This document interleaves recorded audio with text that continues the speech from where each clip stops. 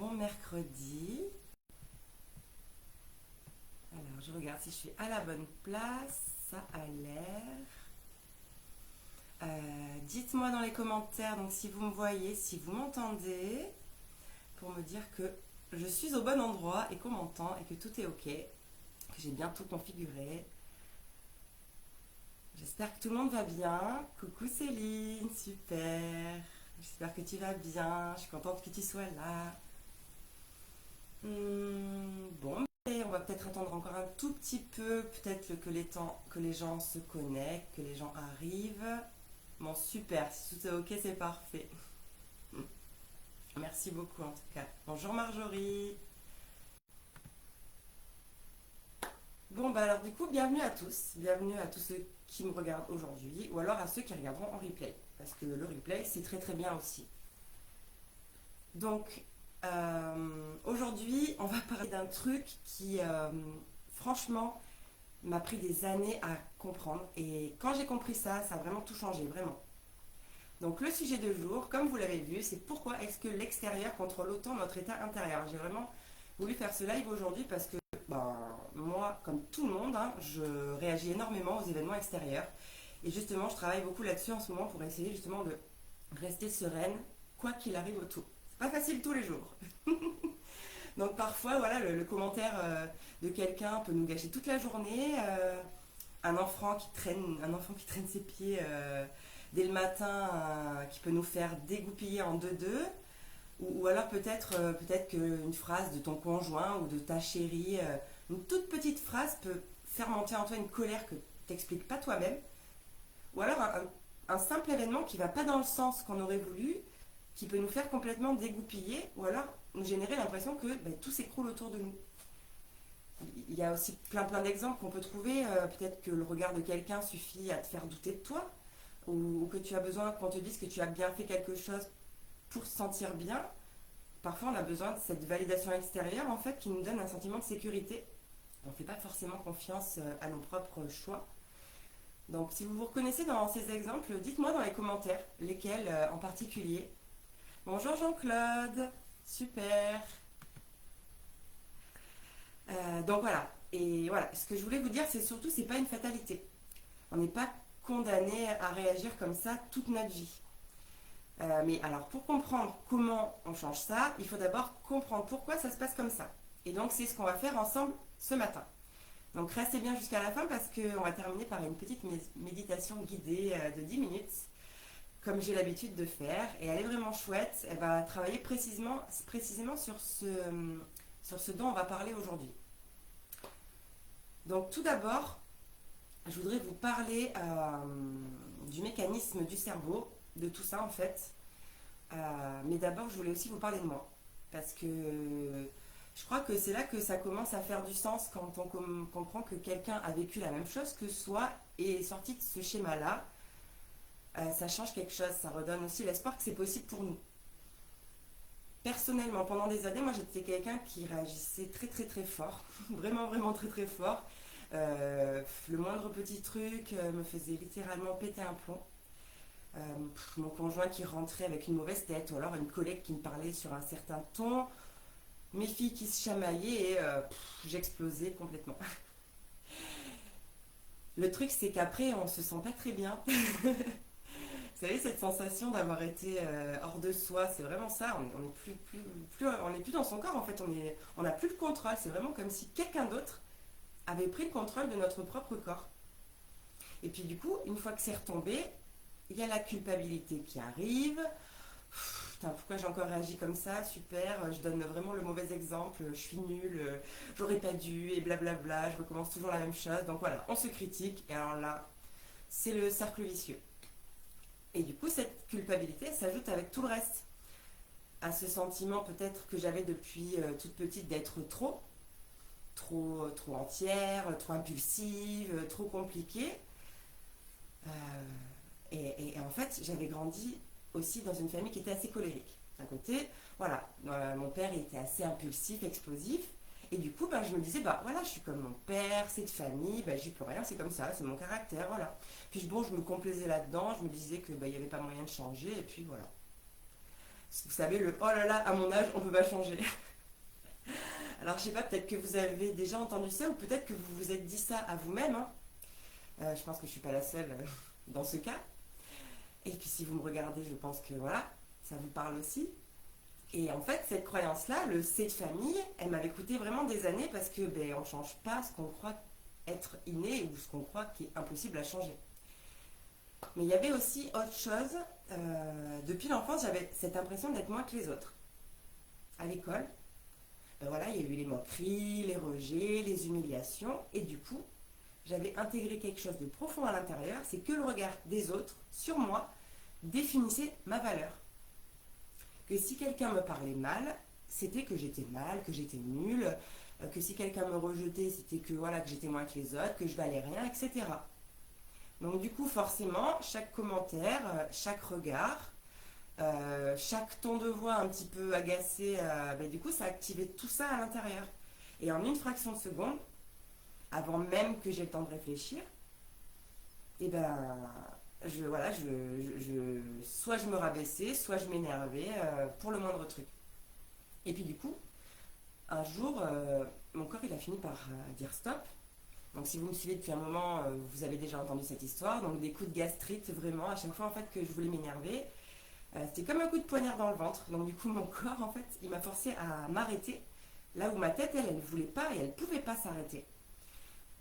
Souvent, le corps, il réagit avant le mental. C'est pour ça que c'est important vraiment d'écouter les sensations du corps, les douleurs, les maladies, parce qu'en fait, c'est vraiment des messages. Et donc, du coup, c'est là que j'ai commencé à comprendre quelque chose d'essentiel. Donc, mes réactions, elles n'avaient pas grand-chose à voir avec ce qui se passait dehors. Mais par contre, elles avaient tout à voir avec ce qui se passait à l'intérieur. Avec tout ce que je portais depuis des années sans m'en rendre compte. Et le jour où j'ai compris ça, en fait, ça a tout changé. Parce qu'en fait, les prises de conscience, je crois que c'est le plus important. Parce qu'on ne peut pas libérer, changer ce dont on n'a pas conscience. Donc ça ne change pas du jour au lendemain, mais ça a tout changé quand même, quoi. C'est exactement ça, une contrariété extérieure peut anéantir toute une journée, exactement. Tous, Marjorie. Ah là là, ok. Donc, maintenant, comment ça marche exactement? Bon, je vais vous expliquer ça simplement, sans jargon, enfin j'espère, parce que c'est important que vous compreniez le mécanisme pour pouvoir en sortir. Imaginez un iceberg. Donc, on a la partie visible au-dessus de l'eau, ça c'est votre réaction. Ce que les autres voient, la colère, les larmes, le silence ou alors l'explosion. C'est ça que vous voyez vous-même et que vous jugez. Mais en dessous, sous la surface, il y a tout ce qui construit cette réaction en fait. Et c'est là que tout se joue. Et ça, c'est un gros morceau, quoi. Alors, qu'est-ce qu'il y a en dessous? Tout d'abord, il y a vos expériences passées. Notre cerveau, et ça c'est fascinant, notre cerveau ne distingue pas toujours le passé du présent. Lui, il a une mémoire émotionnelle extraordinairement précise. Il stocke non seulement ce qui s'est passé, mais surtout ce que vous avez ressenti à ce moment-là.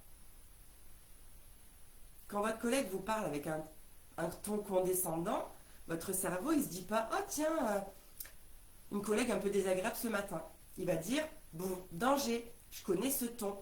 Ce ton, ça veut dire que je ne suis pas bien, que je ne vaux pas grand-chose, que je vais être rejeté ou humilié. » Vous voyez la différence? Et du coup, il va réagir en conséquence. Souvent de façon disproportionnée, du coup, en une fraction de seconde, bien avant que votre partie consciente ait le temps d'intervenir. Vous pensez réagir à la collègue, mais en réalité, vous réagissez à la copine de CP qui vous a humilié, aux parents qui vous fâchaient, à tous les moments en fait où vous vous êtes senti que vous n'étiez pas assez. Donc, est-ce que vous vous reconnaissez là-dedans? Allez-y, dites-moi en commentaire. Et puis, si vous avez des questions, n'hésitez pas. Je vous répondrai soit à la fin, soit en message privé, s'il le faut. Donc, on a aussi, deuxième chose, nos croyances. Une croyance, c'est en fait une pensée qu'on a répétée tellement de fois qu'elle est devenue une vérité. Alors, pas une vérité objective, mais une vérité subjective. Votre vérité à vous, forgée par votre histoire. Par exemple, ça peut être je suis pas capable, je suis trop sensible, j'ai un caractère de merde, comme je disais souvent, c'est de famille. je mérite pas le bonheur, les gens finissent toujours par me décevoir. Voilà, c'est des exemples. Ces croyances, en fait, on les a pas choisies, on les a ramassées. Dans notre enfance, dans nos relations, euh, dans ce qu'on nous a dit et ce qu'on nous a pas dit, dans les silences aussi. Et une fois qu'elles sont installées, elles filtrent toute notre perception de la réalité. C'est comme si vous avez des lunettes teintées sans le savoir. Vous regardez la vie à travers vos blessures passées et vos croyances limitantes. Et vous pensez que vous voyez la réalité telle qu'elle est, mais en fait, vous voyez une vérité, une version filtrée, une version colorée par tout ce que vous portez. C'est pour ça que souvent, je dis que nos pensées créent notre réalité, c'est vraiment ça. Parce que si on ne se croit pas capable de quelque chose, ben on ne va pas tenter cette fameuse chose qu'on aimerait faire. Et puis du coup, peut-être qu'on va passer à côté de quelque chose. Troisième chose aussi, on va voir notre système nerveux. Et ça, c'est le truc concret, physique. Donc, quand on a grandi dans un environnement où il fallait être tout le temps sur le qui-vive, un parent imprévisible, des moqueries à l'école, en fait, un sentiment de danger permanent. Notre système nerveux, il apprend, lui, à rester en mode alerte tout le temps. Ça, c'est ce qu'on appelle l'hypervigilance. Ce système nerveux, il est en alerte permanente. En fait, il a le doigt sur la gâchette. Le moindre signal qui ressemble à un ancien danger, un ton de voix, un regard, un silence, et boum, ça part. Et le truc important à comprendre, c'est que c'est pas de la faiblesse, hein, c'est pas un défaut de caractère, hein, c'est pas que vous êtes fou. Ça, c'est ce que j'ai longtemps cru, c'est que j'étais complètement folle. C'est votre cerveau qui a fait exactement ce qu'il était censé faire, vous protéger. Il a appris à détecter le danger rapidement pour que vous puissiez réagir vite. Il a sauvegardé en fait toutes vos expériences douloureuses pour ne pas vous laisser être pris par surprise. Il a juste un peu trop bien fait son travail. Donc vous n'êtes pas trop sensible, vous avez juste un système nerveux qui a appris à vous protéger. Donc son intention, elle est bonne à la base. Donc la bonne nouvelle, c'est que ça s'apprend de le réguler. C'est pas inné, c'est pas de famille, c'est un apprentissage. Et tout ça, en fait, tout ce qui en fait c'est appris peut se désapprendre. Donc ce qu'il faut bien garder en mémoire, c'est qu'on réagit, non, on est régi à 95% par notre inconscient. Vous savez, cette fameuse face cachée de l'iceberg, le plus gros morceau justement. Je vais voir un petit peu dans les commentaires. L'hypersensibilité, un défaut ou une qualité, pour moi ça me pourrit la vie régulièrement. En fait, l'hypersensibilité, c'est pas un défaut, en fait, c'est simplement quelque chose qui est important de prendre en compte et de ne pas le voir justement comme un défaut, parce qu'en fait, si tu le vois comme un défaut, effectivement, ça va te pourrir la vie. Mais c'est vraiment se dire que ouais, l'hypersensibilité, justement, ça te permet d'être empathique, ça te permet de développer quand même des choses extraordinaires. Et encore une fois, voilà, ce que tu penses crée ta réalité. Donc non, c'est pas... faut pas le voir comme un défaut, vraiment pas. L'état d'hypervigilance n'est pas facile à déprogrammer. Ça, c'est sûr. C'est pour ça que ça passe d'abord par le corps, en fait. Je vais vous expliquer ça après. Donc tout ça, ça reste pas juste dans la tête. Ça se joue dans votre vie de tous les jours.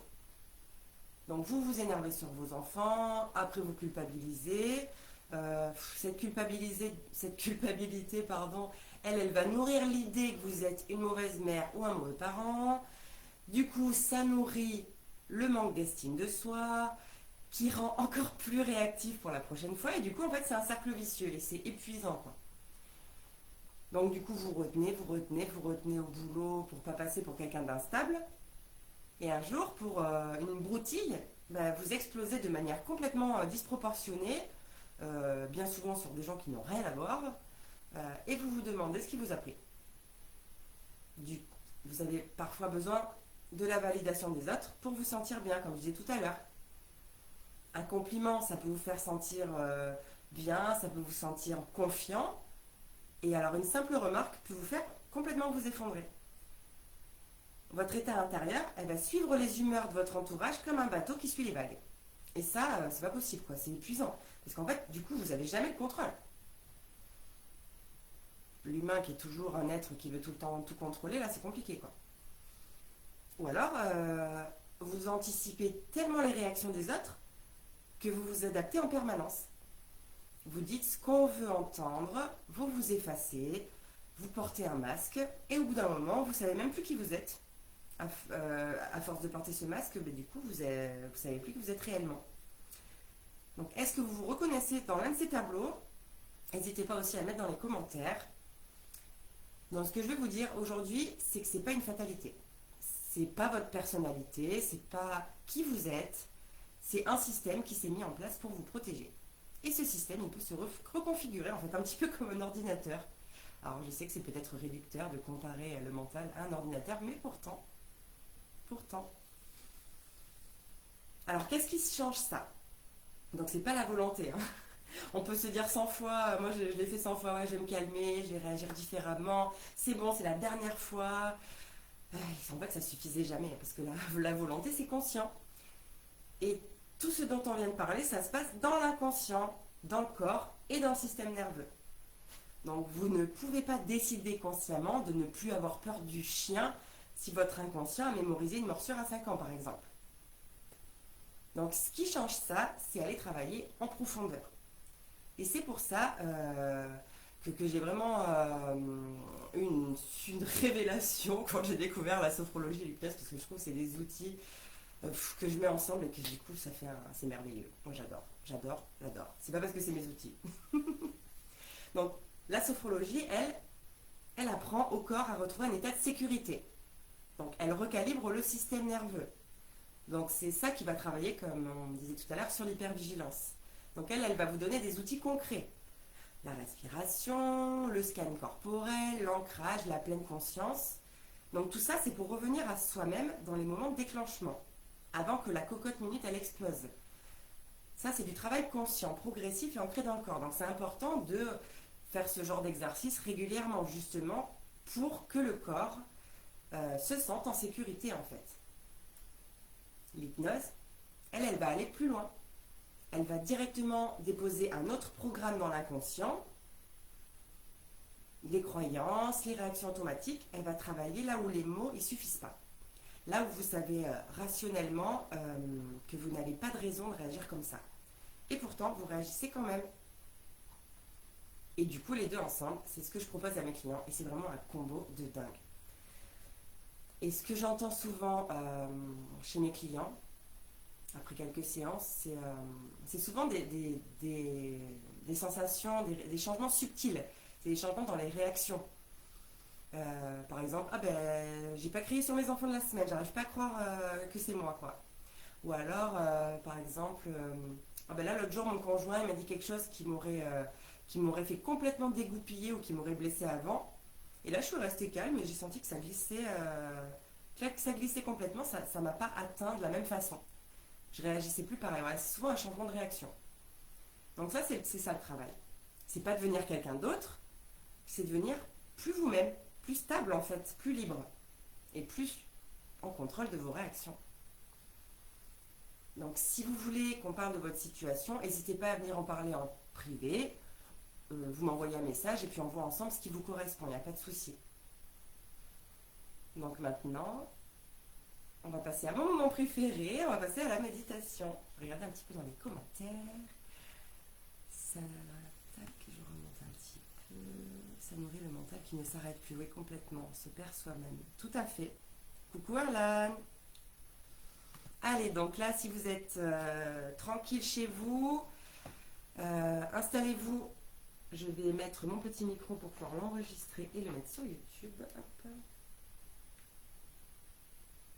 Je vais enlever mon son du portable parce que j'ai vu. Voilà.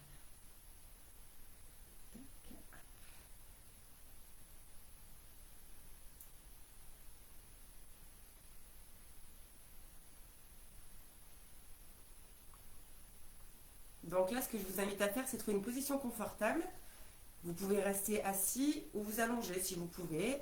Posez votre téléphone ou votre ordi devant vous pour pouvoir entendre ma voix.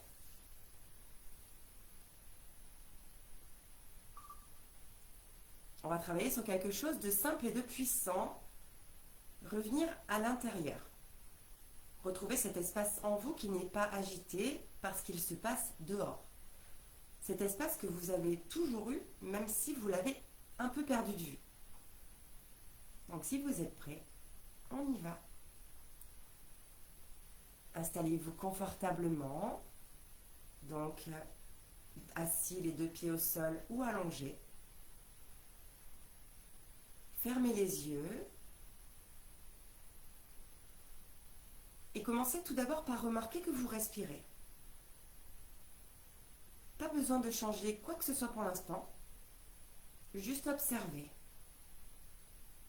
l'air qui entre et l'air qui sort, comme si c'était la première fois.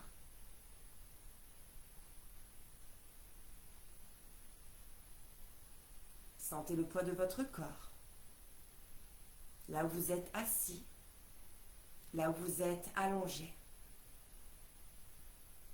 Sentez le contact avec la surface en dessous de vous, la chaleur, la solidité qui vous soutient, les points de contact avec le corps.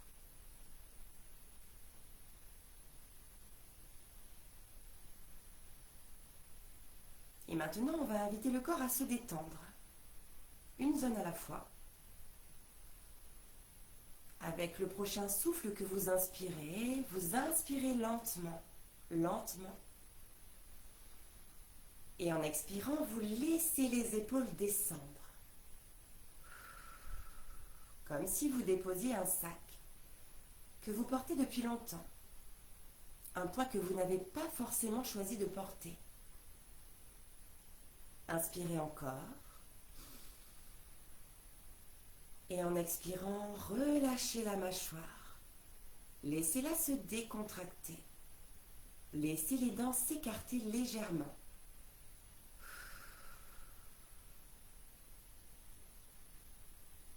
Inspirez. Et en expirant, détendez le ventre. Permettez-lui d'être relâché, mou. On retient tellement dans le ventre. Bien. Sentez votre respiration qui se ralentit naturellement, sans effort.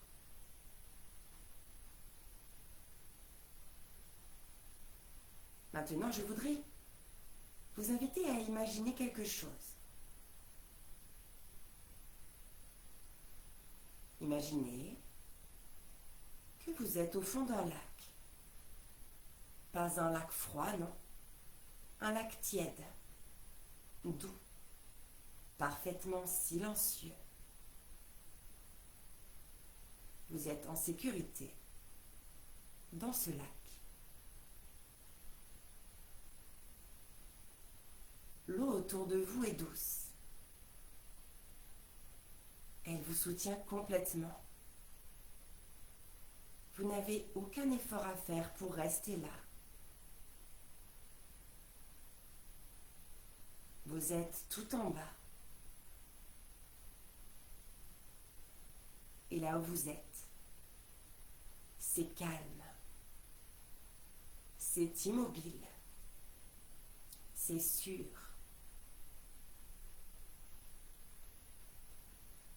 En surface du lac, il peut y avoir des vagues, des remous, le vent qui agite l'eau, les événements de la journée, les mots des autres, les tensions, les sollicitations.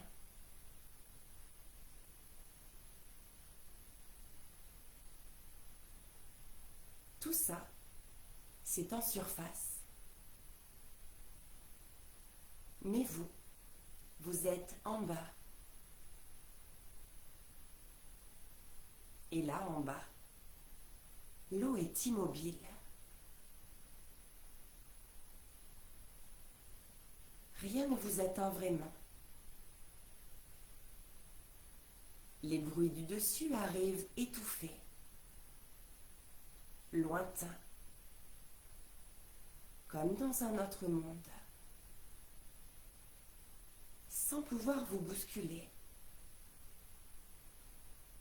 sans pouvoir vous emporter.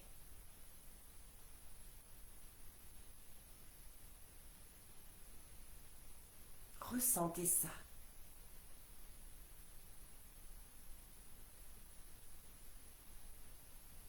Cet espace en vous, qui est stable, qui a toujours été là, même quand tout semblait chaotique à l'extérieur. Même dans les moments les plus difficiles, il y avait cet endroit, peut-être oublié, peut-être enfoui, mais toujours là.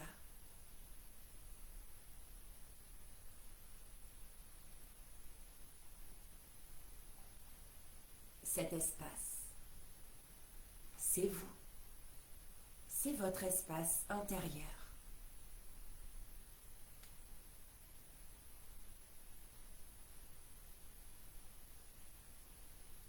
Et maintenant, laissez venir une situation qui a tendance à vous déstabiliser.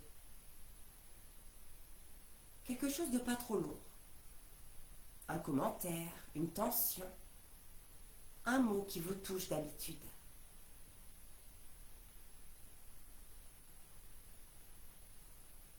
Laissez-la arriver dans votre esprit, comme une image, une sensation.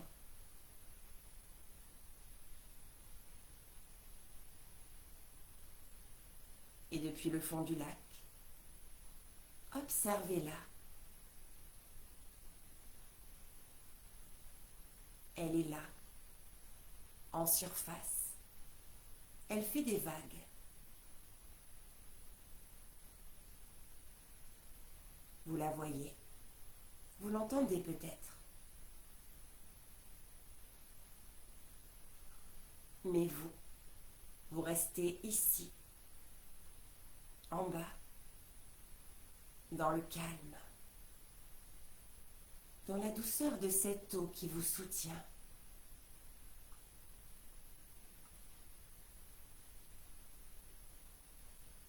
Vous n'avez pas besoin de monter. Vous n'avez pas besoin de réagir tout de suite. Vous pouvez juste observer et sentir qu'il y a un espace entre ce qui se passe dehors et la façon dont vous choisissez de répondre. Un espace, même petit, même d'une demi-seconde. Cet espace, c'est votre liberté.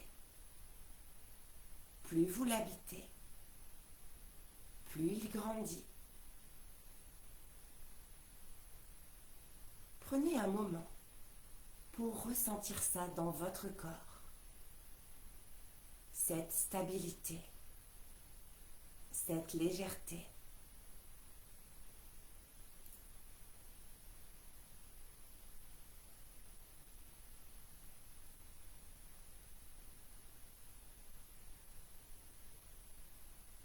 Respirez-la. Cette liberté, cette solidité intérieure, elle est en vous. Elle a toujours été là, sous les vagues, sous les réactions, sous la fatigue, sous les croyances. Elle vous appartient.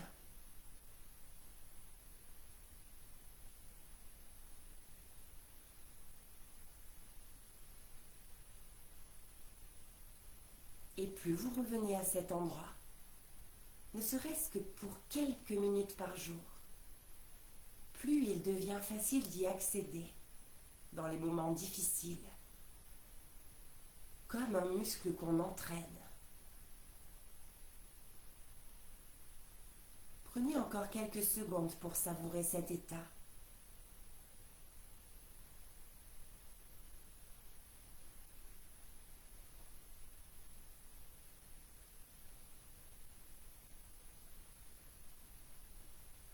Et maintenant, doucement, commencez à revenir. Sentez à nouveau le contact de votre corps avec la surface qui vous soutient. Bougez doucement les doigts, les pieds. Sentez la température de l'air sur votre peau. Prenez une grande inspiration. Et en expiration, ouvrez les yeux quand vous êtes prêt. Prenez tout le temps qu'il vous faut.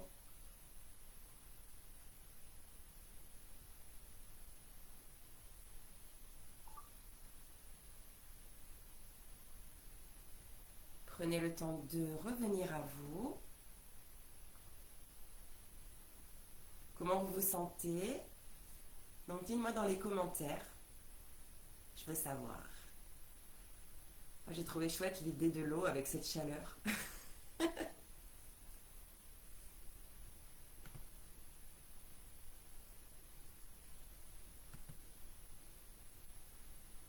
Donc voilà, ça c'est un échantillon de ce que je fais avec mes clients. Donc ça c'est pas une hypnose, c'est vraiment une méditation. Donc c'est un retour à soi, cette capacité de plus être à la merci en fait de ce qui se passe autour, à retrouver ce petit espace entre le déclencheur et la réaction. Et c'est là vraiment que se trouve votre pouvoir. C'est là que vous pouvez vraiment reprendre le dessus, quoi. Ça dure une fraction de seconde, c'est pour ça que c'est important que dès qu'il y a un déclencheur, hop, je reviens à moi, je respire, je bouge mes pieds, je bouge mes mains, je fais quelque chose avec mon corps pour revenir dans l'instant présent avant de réagir. Donc ça, c'est vraiment un entraînement à faire régulièrement. Donc vraiment, essayez de faire ça tous les jours, de respirer, de montrer à votre corps que c'est possible de ne pas faire que penser H24 et que c'est possible aussi de revenir au présent. Donc voilà, si ce live il vous a aidé, partagez-le. Il y a peut-être quelqu'un dans votre entourage qui en a besoin. Donc si vous voulez aller plus loin, donc vous savez me trouver. Donc en message privé, je lis tout, je réponds à tout. Donc vraiment, n'hésitez pas quoi. Si ça résonne à l'intérieur de vous, quoi, et si vous sentez que c'est le moment pour vous surtout. Donc voilà, prenez soin de vous. Je regarde, c'était top, ton idée de l'eau pour extérioriser et laisser en surface, trop bien, retour détendu. Ah, je suis contente, super. Donc voilà, bah écoutez, je vous souhaite un bon mercredi. Restez au frais. Et du coup, prenez soin de vous et à bientôt.